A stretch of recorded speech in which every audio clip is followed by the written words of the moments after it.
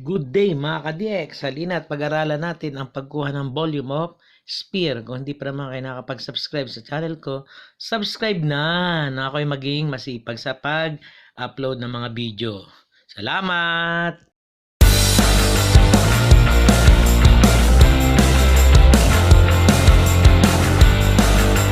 Good day mga ka-DX! Ang ating pag-aaralan natin ngayon ay ang volume of a sphere. Kung mapapansin nyo, I have here the ball. Yes, this is not an orange.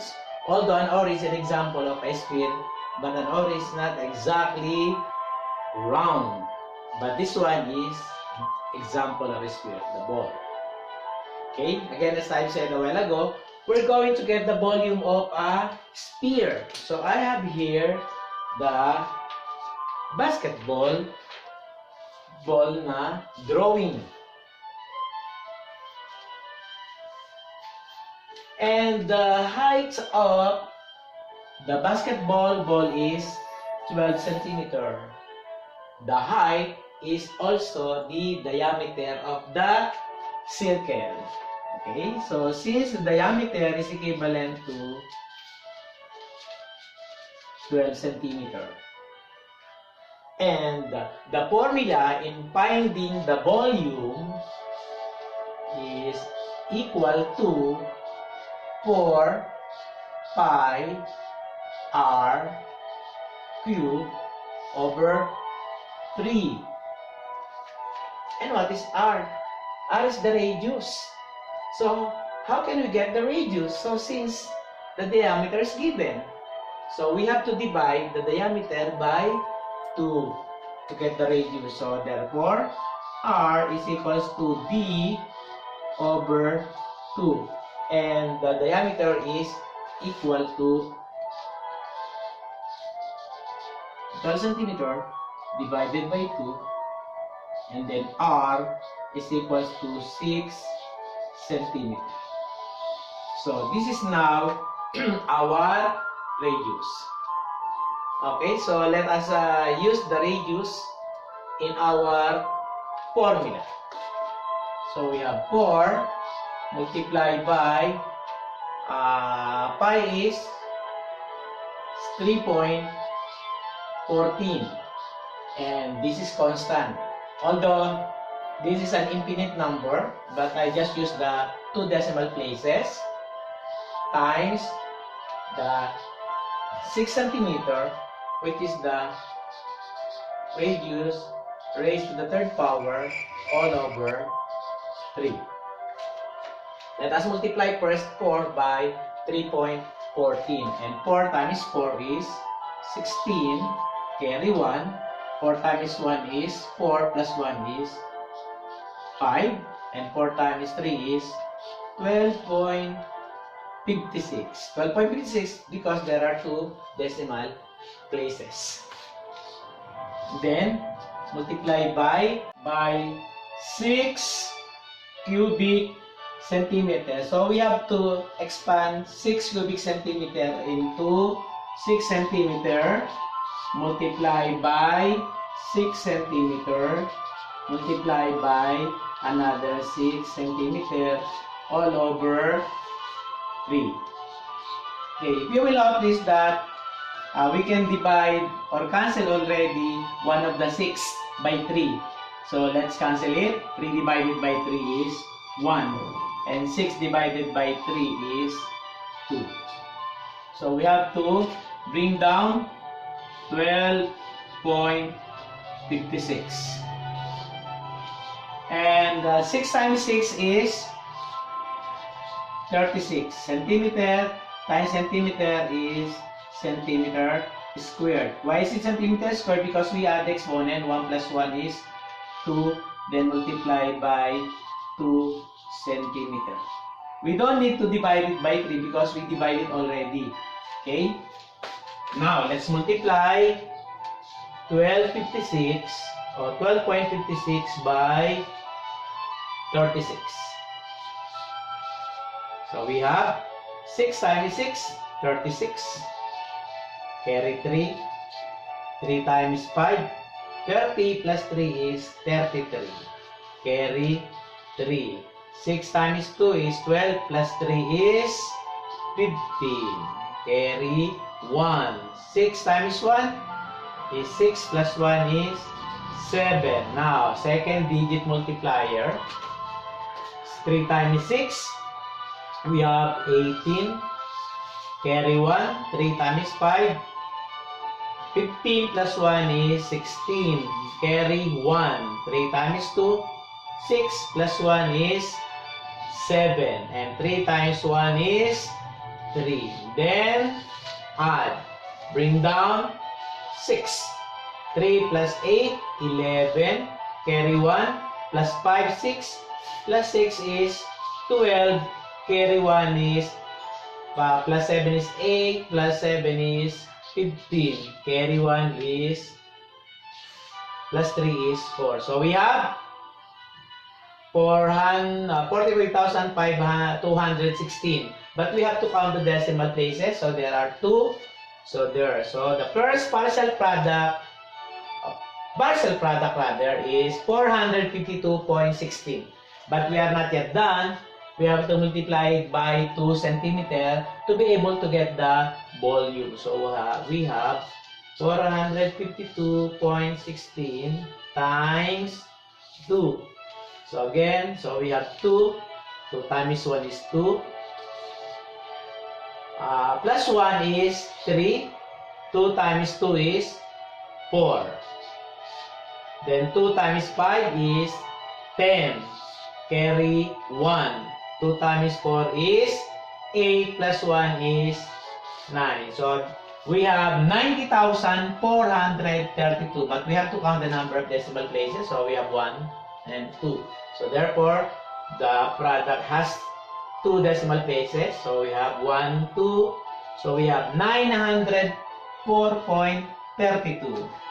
So therefore, the volume of the ball is equivalent to 904.32 cubic centimeter.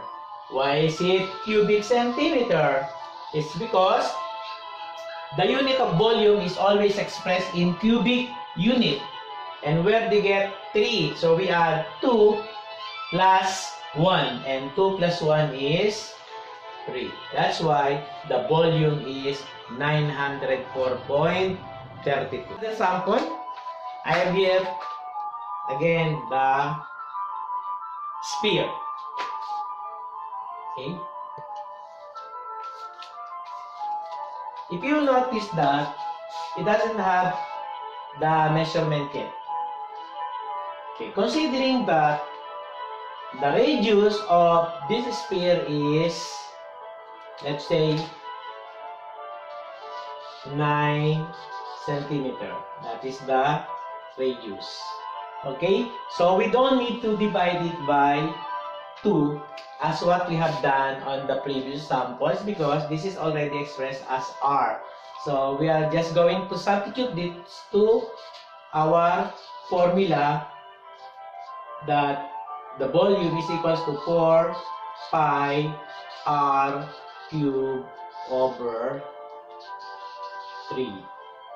Okay, so to compute, so we have 4 multiplied by 3.14, which is the value of our pi, and the radius of 9 centimeter raised to the third power over 3. Okay, again, we knew that 4 times 3.14 is equivalent to 12.56.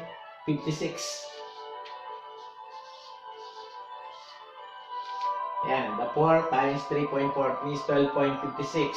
Multiplied by, we have to expound 9 centimeter, 9 centimeter, 9 centimeter, all over 3.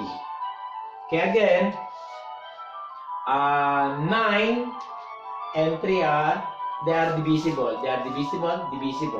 So that the division will not be tedious, So we just cancel another, yung 1 of the 9s.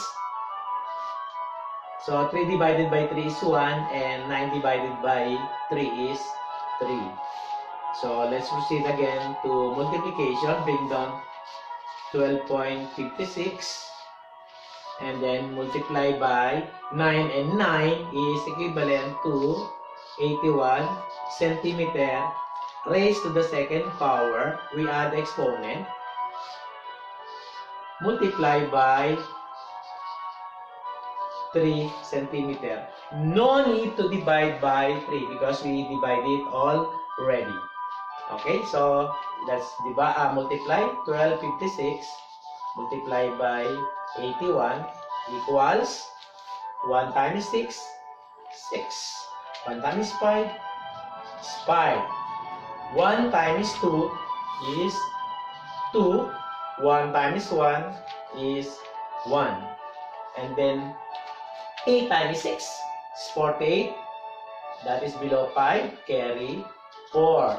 8 times 5 is 40 plus 4 is 44.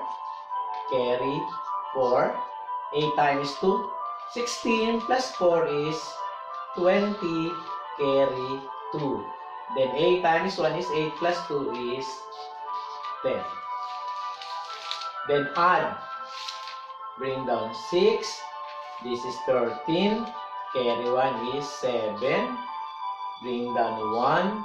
Then the 0. And then the 1. We have the 2 decimal places. 1, 2. So we have 1, 2. So our partial product is 1017.36.